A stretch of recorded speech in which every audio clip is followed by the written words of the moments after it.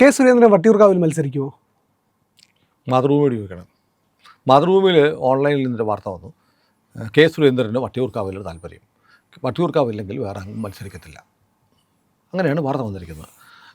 നേരത്തെ മുതൽ പറഞ്ഞു കേൾക്കുന്നത് കെ സുരേന്ദ്രൻ പാലക്കാട് മത്സരിക്കുന്നതാണ്. പാലക്കാട് കെ സുരേന്ദ്രനും മലമ്പുഴയിൽ കൃഷ്ണകുമാറും എന്നൊക്കെ പറഞ്ഞ് വാർത്തയുണ്ടായിരുന്നു. സുരേന്ദ്രൻ എവിടെ മത്സരിക്കണം എന്നുള്ളത് പാർട്ടിയാണ് തീരുമാനിക്കേണ്ടത്.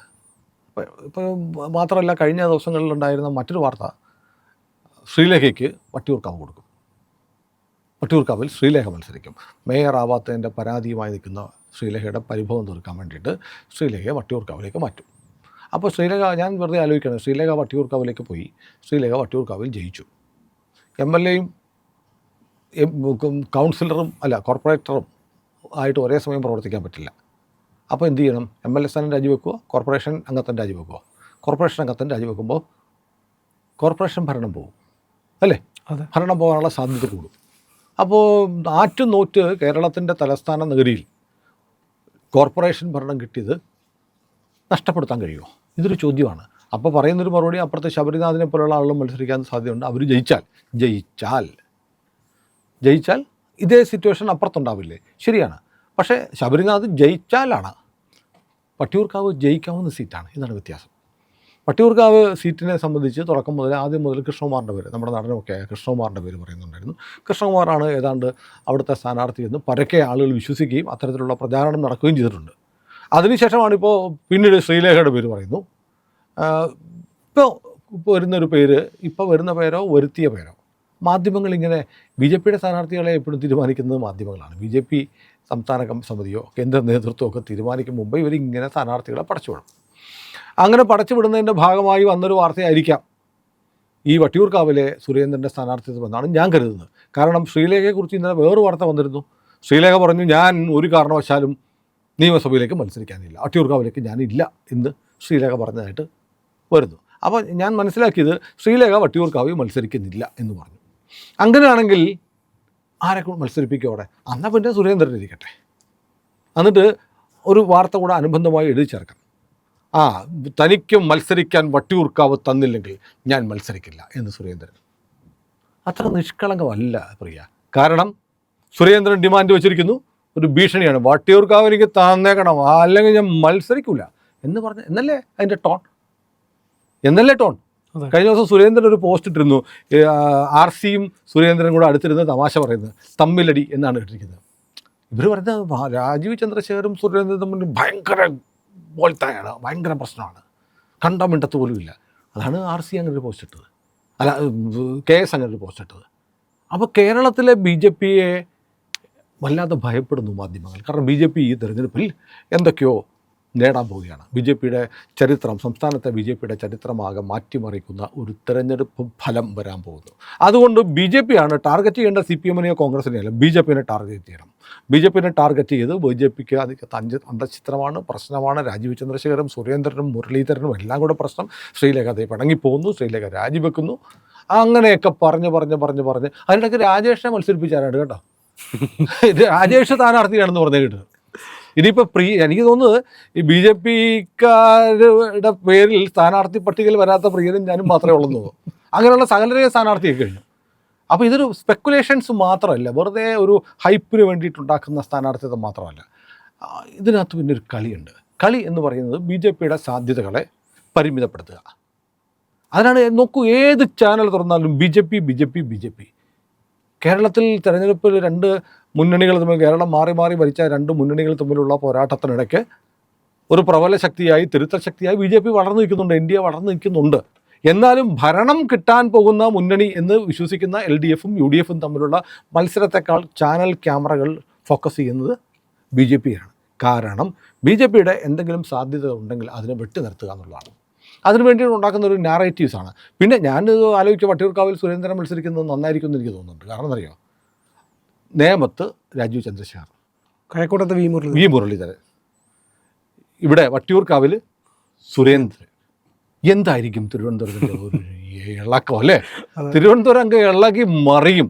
സത്യത്തിൽ ഈ മാധ്യമങ്ങൾ ഉണ്ടാക്കുന്ന ഒരു അജണ്ടയാണെങ്കിൽ പോലും അങ്ങനെ ഈ കേരള രാഷ്ട്രീയത്തിലെ BJP രാഷ്ട്രീയത്തിലെ ഏറ്റവും ശ്രദ്ധേയരായ 3 നേതാക്കൾ അടുത്തടുത്ത ഈ മണ്ഡലത്തിൽ മത്സരിച്ചാൽ അല്ല, പിന്നെ 2 മണ്ഡലമുണ്ട് മാധ്യമങ്ങൾ പറയുന്ന കണക്കിനാണ്. ആറ്റിങ്ങൽ ശോഭാ സുരേന്ദ്രനും കാട്ടാക്കടയിൽ പി കൃഷ്ണദാസും. അതും ശരിയാണ്. ഏതായാലും ഇവരെല്ലാം കൂടെ ഒരുമിച്ച് തിരുവനന്തപുരത്ത് ഫോക്കസ് ചെയ്ത് മത്സരിച്ചാൽ തിരുവനന്തപുരത്തിൻ്റെ ചിത്രം അങ്ങ് മാറിപ്പോകും, ഒരു സംശയമില്ല. അപ്പോൾ ഇത് മാധ്യമങ്ങൾ ഉണ്ടാക്കി വെക്കുന്ന BJP-യിൽ കുഴപ്പമാണെന്ന് സ്ഥാപിക്കാൻ വേണ്ടി സുരേന്ദ്രൻ ഇങ്ങനെ വെല്ലുവിളിച്ചിരിക്കുന്നു, ഇല്ലെങ്കിൽ സുരേന്ദ്രൻ പണങ്ങിപ്പോവും എന്നൊക്കെ പറഞ്ഞുണ്ടാക്കുന്ന ഒരു സംഭവത്തിന് വേണ്ടി ഉണ്ടാക്കുന്ന സാധനമാണെങ്കിൽ പോലും അങ്ങനെ വന്നാൽ പൂരമായിരിക്കും, പൂരം അല്ലേ? അതെ. ശോഭാ സുരേന്ദ്രൻ ആറ്റിങ്ങിലൊന്നും വരാൻ സാധ്യത ഞാൻ കാണുന്നില്ല. ശോഭാ സുരേന്ദ്രനെ സംബന്ധിച്ച് എനിക്ക് ഏതാണ്ട് ബോധ്യമുള്ള കാര്യം, ശോഭാ സുരേന്ദ്രൻ മത്സരിക്കാൻ പോകുന്ന ആലപ്പുഴ ജില്ലയിലായിരിക്കും. അതാണ് ഏറ്റവും നല്ല. ആലപ്പുഴ ജില്ലയിലായിരിക്കാം, കായംകുളം അല്ലെങ്കിൽ അരൂരിനാണ്. ഞാൻ വ്യക്തിപരമായി എന്നോട് ചോദിച്ചാൽ ഞാൻ പറയും ശോഭ മത്സരിക്കേണ്ട സീറ്റ് അരൂരാണെന്ന് പറയും. അരൂര് ശോഭ മത്സരിച്ചാൽ ശോഭാ സുരേന്ദ്രൻ കേരള നിയമസഭയിൽ എത്തിയിരിക്കും. കാരണം അത് എനിക്ക് വളരെ ബന്ധങ്ങളുള്ള അടുപ്പമുള്ള ഒരു മണ്ഡലമാണ്. എനിക്ക് ഒരുപാട് സുഹൃത്തുക്കളുണ്ട്, ഒക്കെയുണ്ട്. പലരും പറയുന്നത് നമ്മുടെ സന്ദീപൊക്കെ അരൂരിനടുത്ത് ഉള്ളവരല്ലേ. സന്ദീപിനോടൊക്കെ ചോദിച്ചറിയാം. സന്ദീപ് പറയുന്നത് ശോഭ പാട്ടും പാടി ജയിക്കുന്ന സന്ദീപ് ഇരിക്കുന്നത് സത്യമാണ്. കൈപൊക്കി കാണിച്ചോട്ടോ, ഓക്കെയാണ്. ഇവിടെ ക്യാമറാമാനാണ്, ചീഫ് ക്യാമറാമാനാണ് സന്ദീപ്. പ്രേക്ഷകർക്ക് ആരായി സന്ദീപ് എന്ന്. അപ്പോൾ ഏതായാലും സംഭവം ഇങ്ങനെയൊക്കെയാണ്. അപ്പോൾ ഇതിനകത്ത് ഞാൻ വീണ്ടും പറയാണ്, BJP-ക്ക് വല്ലാത്ത സാധ്യതയുള്ള തെരഞ്ഞെടുപ്പാണ്. ഒരുപക്ഷെ BJP ഈ പറയുന്ന മാധ്യമങ്ങളുടെ കുതന്ത്രങ്ങളിൽ നമ്മുടെ BJP-യുടെ പ്രവർത്തകർ പെടാതിരുന്നാൽ, അനുഭാവികൾ പെടാതിരുന്നാൽ, BJP-ക്ക് വോട്ട് ചെയ്യാൻ സന്മനസ്സുള്ള വോട്ടർമാർ പെടാതിരുന്നാൽ കേരളത്തിൽ അത്ഭുതങ്ങൾ സംഭവിക്കാൻ പോകുന്നൊരു തെരഞ്ഞെടുപ്പാണെന്നൊരു തർക്കമില്ല. പക്ഷേ തിരുവനന്തപുരത്തിൻ്റെ സ്ഥിതി ഇപ്പോൾ പറഞ്ഞ പോലെ ആറ്റിങ്ങൽ ഉൾപ്പെടെയുള്ള മണ്ഡലങ്ങൾ, തിരുവനന്തപുരത്തിൻ്റെ ഔട്ടർ കിടക്കുന്ന ഔട്ടർ സ്കർട്ടിൽ കിടക്കുന്ന ആറ്റിങ്ങൽ, അത് മാറിയിട്ട് നഗരത്തിലേക്ക് വന്നാൽ BJP-യുടെ സാധ്യത എന്താണ് പ്രിയൻ കാണുന്നത്? തിരുവനന്തപുരത്ത് നേമത്ത് താമസിക്കുന്ന പ്രിയൻ എന്താ പറയാനുള്ളത്? ഇപ്പോൾ അതിനിടയ്ക്ക് വേറെ ചില ചാനലിലൊക്കെ പറയുന്നു, രാജീവ് ചന്ദ്രശേഖരൻ നേമത്തില്ല, വട്ടിയൂർക്കാവിലേക്ക് മാറുകയാണ്. ഓരോ സ്റ്റോറി കൊണ്ടൊക്കെ RC തന്നെ പരസ്യമായി അനൗൺസ് ചെയ്തു തൻ്റെ സ്ഥാനാർത്ഥിത്വം നേമത്താണെന്ന്. എന്നിട്ട് ആ RC അവിടെ മത്സരിക്കുന്നില്ല, വട്ടിയൂർക്കാവിലേക്ക് മാറുമെന്നും പറഞ്ഞ് ചില ഓൺലൈൻ ചാനലുകൾ വാർത്ത ഉണ്ടാക്കുന്നുണ്ട്.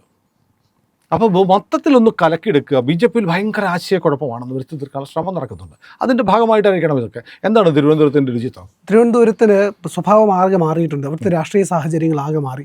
ഇവർക്ക് കൃത്യമായിട്ട് തിരുവനന്തപുരത്തുകാർക്ക് ബോധ്യമുണ്ട് ഇവിടെ വികസനം വരുന്നത് ആര് വന്നാൽ വരും എന്നറിയാം.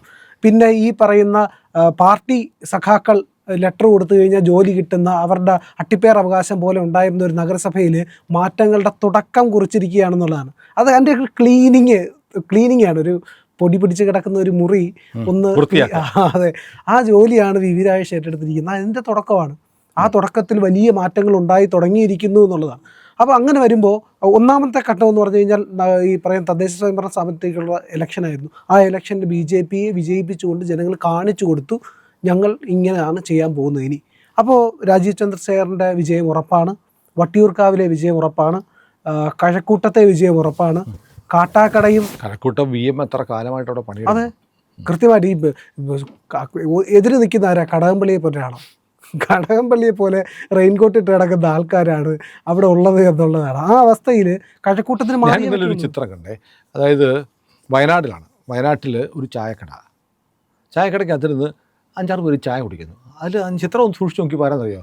ഒന്ന് V മുരളീധരനും ഒന്ന് K സുരേന്ദ്രനാണ്. അത് ചായയും പഴംപൊരിയും കഴിക്കുന്നു, സാധാ ചായക്കട. അത് മാധ്യമങ്ങളൊന്നും വലിയ, അത് മറ്റേ ഉണ്ടംപരിയും ഏത്തപ്പഴവും തിന്നാനായിട്ട് പ്രിയങ്ക പോയാലേ വാർത്തയാകത്തുള്ളൂ. പക്ഷെ ഇതങ്ങനെയല്ലല്ലോ. കാരണം വളരെ സാധാരണക്കാരനെ പോലെ ഏത് സ്ഥലത്ത് പോയി സുരേന്ദ്രൻ തട്ടുകടയിൽ നിന്ന് ദോശ നിന്ന് ഞാൻ കണ്ടിട്ടുണ്ട്. അതെ, അല്ല, ഇത് BJP-ക്കാരുടെ ജീവിതം അങ്ങനെയാണ്. പണ്ട് തൊട്ടേ എല്ലാ കാലത്തും BJP നേതാക്കൾക്ക് ഇത് അത്ഭുതമായിട്ട് തോന്നില്ല ഒരിക്കലും. കാരണം അവരങ്ങനെയാണ്. V മുരളീധരൻ്റെ ജീവിതത്തിൽ കേന്ദ്രമന്ത്രിയായിരുന്നപ്പോഴായിരിക്കും അദ്ദേഹം ഒരു പക്ഷേ ഇങ്ങനെ ഒരു ലൈഫ് സ്റ്റൈലിൽ മാറിയിട്ടുണ്ടാകും. അത് കഴിഞ്ഞപ്പോൾ വീണ്ടും പഴയതുപോലെയാണ്. കാരണം അതിന് മടിയുള്ള ആളുമല്ല. കാരണം പ്രചാരകനായിരുന്ന ആളാണ്. പ്രചാരകൻ്റെ ജീവിതം അത്രത്തോളം ത്യാഗോജലമായിട്ടുള്ളൊരു ജീവിതമാണല്ലോ. അപ്പോൾ പ്രത്യേകിച്ച് തിരുവനന്തപുരത്ത് ഇപ്പോൾ കുമ്മനത്തിനെ മിക്കവാറും ഞാനൊക്കെ കാണാറുണ്ടായിരുന്നത് പലപ്പോഴും റെയിൽവേ സ്റ്റേഷനിൽ കിടന്നുറങ്ങുന്ന കുമ്മനത്തിനെ കണ്ടിട്ടുണ്ട്. ആദ്യകാലത്ത് റെയിൽവേ സ്റ്റേഷനിൽ ചെല്ലുമ്പോൾ റെയിൽവേ സ്റ്റേഷനിൽ കിടന്നുറങ്ങിയിട്ട് അവിടെ നിന്ന് അയച്ചു പോകുന്ന ചെരുപ്പില്ലാതെ നടക്കുന്ന ചായക്കടയുടെ മൂലയ്ക്ക് ഏതോ ഒരു മനുഷ്യൻ എവിടെയോ കണ്ട് പരിചയം ഉണ്ടല്ലോ എന്ന് ആലോചിച്ച് വരുമ്പോൾ അയ്യോ ഇത് കുമ്മൻ രാജശേഖരനല്ലേ എന്ന് തോന്നിയിട്ടുണ്ട് പലപ്പോഴും. ആ തിരുവനന്തപുരത്തെ പല ചായക്കടകളിലും വെച്ച് കുമ്മനത്തിനെ കണ്ടിട്ടുണ്ട് ഞാനെന്നുള്ളത്. അത് ഈ കുമ്മനത്തിനെ മാത്രമല്ല, ഈ പറയുന്ന RSSൻ്റെ പ്രചാരകന്മാരായിട്ടുള്ള മനുഷ്യർ ഇന്നിപ്പോൾ നമ്മുടെ ഇവിടെ അതിഥിയായിട്ട് വരാൻ പോകുന്ന ഖബാജി ഉൾപ്പെടെയുള്ള ആൾക്കാർ വളരെ സാധാരണക്കാരായിട്ട് ജീവിക്കുന്നവരാണ്. അപ്പോൾ ഇങ്ങനെയുള്ള ബി ജെ പി നേതാക്കളെയും RSS നേതാക്കളെയാണ് ഞാൻ കണ്ടിട്ടുള്ളത്. തിരുവനന്തപുരത്തിൻ്റെ സ്വഭാവം എന്ന് പറഞ്ഞു കഴിഞ്ഞാൽ ആ രീതിയിലേക്ക് മാറിക്കൊണ്ടിരിക്കുന്നു. അവർ ചേർത്ത് പിടിച്ച് തെളിയിച്ചതാണ്. കമ്മ്യൂണിസ്റ്റുകളുടെ വ്യാജ പ്രസംഗം പോലെയല്ല. ബി ജെ പിക്കാർ ജീവിതം കൊണ്ട്, വർഷങ്ങളുടെ അധ്വാനം കൊണ്ട് തെളിയിച്ചു കൊടുക്കുകയാണ്, ഞങ്ങൾ ഇതാണ് പറയുന്നത്, ഞങ്ങൾ ഇതാണ് പ്രവർത്തിച്ചത്. അപ്പോൾ ഞാൻ തിരിച്ചു ചോദിക്കട്ടെ, കെ സുരേന്ദ്രൻ വട്ടിയൂർക്കാവിൽ വരുമോ? വട്ടിയൂർക്കാവിൽ വന്നാൽ നല്ലത്. വട്ടിയൂർക്കാവിൽ നിന്ന് ഉറപ്പായിട്ടും ജയിക്കും. കെ സുരേന്ദ്രൻ വട്ടിയൂർക്കാവ് എന്നല്ല, ഒരുപാട് സീറ്റുകൾ സാധ്യതകൾ. അതെ, മഞ്ചേശ്വരം മുതൽ കിടക്കും. മഞ്ചേശ്വരം മുതൽ, പാലക്കാട് മുതൽ, കോന്നി മുതൽ, തിരുവനന്തപുരം, വട്ടിയൂർക്കാവ് അടക്കമുള്ള മണ്ഡലങ്ങളിൽ എവിടെ നിന്നാലും ജയിക്കും. സുരേന്ദ്രൻ ഒരു ഷുവർ കാൻഡിഡേറ്റ് ആണെന്ന് പറയാം, ഒരു സംശയവുമില്ല. ഏതായാലും അത്ഭുതങ്ങൾ ആകസ്മികമൊന്നുമല്ല, അത്ഭുതങ്ങളായി വരാം. കെ സുരേന്ദ്രൻ എന്തായാലും കേരളത്തിലെ BJPയിലെ ഒരു ക്രൗഡ് പുള്ളറാണ്. അദ്ദേഹം സ്ഥാനാർത്ഥിയാവുക തന്നെ ചെയ്യുമെന്നാണ് എൻ്റെ വിശ്വാസം. അത് അദ്ദേഹം സ്ഥാനാർത്ഥിയാവുന്നില്ല, അടുത്ത നിയമസഭയിൽ നമുക്ക് സുരേന്ദ്രൻ്റെ ശബ്ദവും കേൾക്കാൻ കഴിയും. നിങ്ങളുടെ സഹായം ഇന്ത്യ ലൈവിന് വേണം. ഇന്ത്യ ലൈവിനെ ഇതൊക്കെ പറയാൻ ഇനിയും കഴിയണമല്ലോ. അതുകൊണ്ട് നമ്മുടെ ലോഗോയിൽ ഒന്ന് വിരലമർത്തുക, നമ്മുടെ പ്രൊഫൈൽ തെളിഞ്ഞു വരുമ്പോൾ സബ്സ്ക്രൈബ് ബട്ടൺ അമർത്തുക, ഒപ്പം ബെല്ലൈക്കണം അമർത്തുക. അങ്ങനെ ഞങ്ങളെ സഹായിച്ചാൽ ഞങ്ങൾ നമ്മുടെ നാട്ടിലെ മാധ്യമങ്ങൾ പറയാത്ത വാർത്തകൾ നിങ്ങളിലേക്ക് എത്തിച്ചുകൊണ്ടേയിരിക്കാം.